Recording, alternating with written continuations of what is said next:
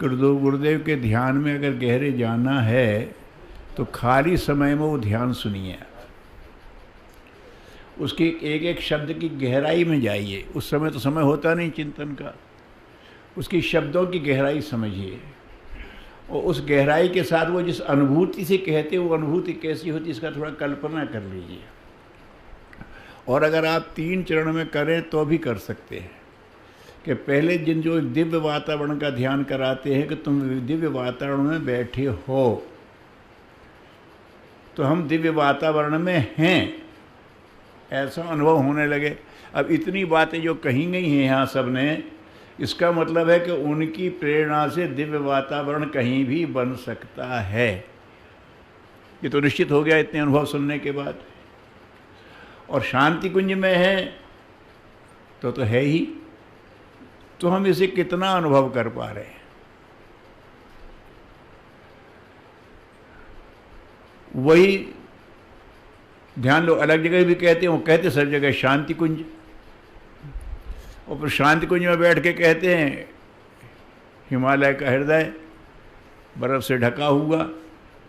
अब फिर पूछो वह कैसे, फिर और फिर पूर्वोदय तो बोले हिमालय तो उत्तर में है, फिर पूर्व कहते हो तो हमने कहा हिमालय में बैठ जाओ, वहाँ भी तो पूर्व से उगता है सूर्य।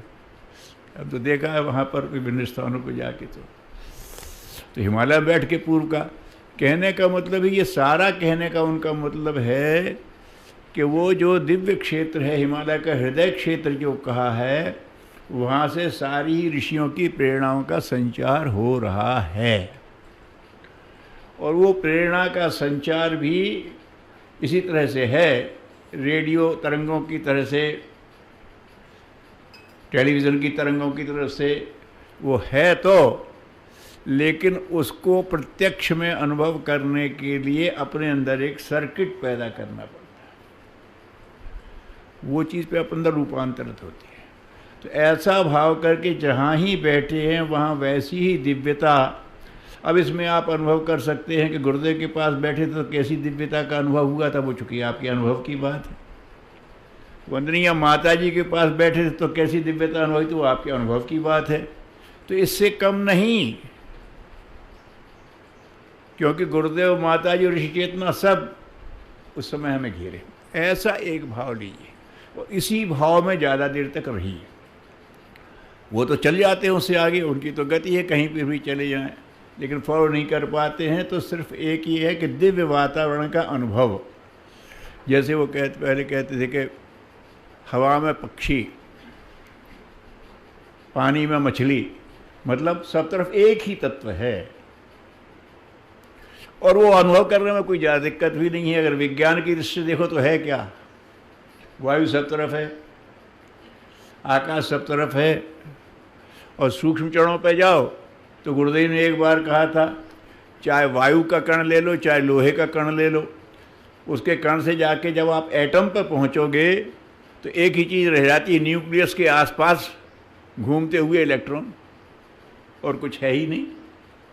ऐसा जो भी आपका एक कॉन्सेप्ट हो कि चारों तरफ एक ही तत्व है। चलो पंचतत्वों ही का बोध कर लो, हमारे चारों तरफ पृथ्वी तत्व भी है, धूल भी उड़ रही है, वो भी उड़ रहा है।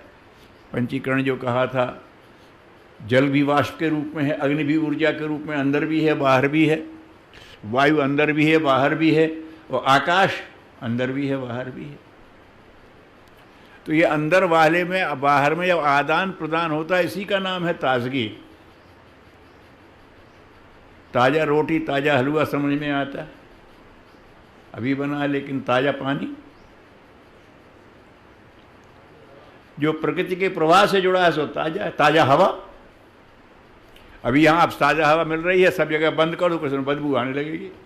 हुआ क्या, ये यहाँ की वायु बाहर की वायु से संपर्क टूट गया तो बासापन शुरू हो गया, और जैसे ही जुड़ेगा तो ताजगी आ जाएगी। तो अंदर का प्राण बाहर के प्राण से जुड़ा तो है, लेकिन उतना ही तक जुड़ा है कि काम चले। ज़्यादा जुड़े तो ज़्यादा आएगा। तो उसमें अनुभव करके उनका जो कहने का मतलब है कि चारों तरफ वही तत्व हो, तुम उसमें डूबे हो, और तुम्हारे संकल्प से भी है, तुम्हारी श्वास से भी वो चल रहा है, और रोम रोम श्वास लेता है उससे भी चल रहा है। उन्होंने श्वास लेते हैं आप लोगों ने सुना होगा, गुरुदेव एक दफ़ सुनाते थे, किसी ने वो नहीं दिया, एक को बंदर बनाना था तो चाशनी पे रुई चिपका दी। अब चाशनी सूखती है तो एकदम वो तो वो हो जाती है, और रुई ऊपर से थी, तो वो तो कुछ देर तो झूलता, अचानक बेहोश हुआ, फिर डॉक्टर पास ले गए, बचा नहीं सके। मुंह से नाक से सांस ले रहा था, लेकिन रोम रोम से लेने वाली श्वास के अंतर्गत सारे रक्त कणों में जो ऑक्सीजन पहुंचती उसका अभाव हो गया। उछल रहा था तो कंजम्पशन ज़्यादा हुआ, उसकी पूर्ति हो नहीं पाई, फिर उसे बचा नहीं पाए। उस समय मेडिकल साइंस ज़्यादा रहा भी नहीं होगा, जो भी। तो ये बात, इस सत्य को बोध करना कि जब रोम रोम स्थूल वायु में श्वास ले सकता है तो प्राण तो उससे बहुत सूक्ष्म है, और उसका सहज संचार, जैसे हम नाक से श्वास लेने में भी हम कोशिश नहीं कर रहे हैं, लेकिन चल रही है, कोशिश करते हैं तो गहरी जाती है। ऐसे रोम रोम से हम श्वास ले रहे हैं, अपने आप तो चल रही है, लेकिन हम कोशिश करें तो वो भी गहरी जाएगी, प्राण का भी गहरा जाए। ऐसा एक भाव करके तो कुछ समय दिव्य वातावरण में रहने का बोध करेंगे तो बात हो सकती है। यहाँ से फिर अगले चरण की बात आगे करें, ठीक है।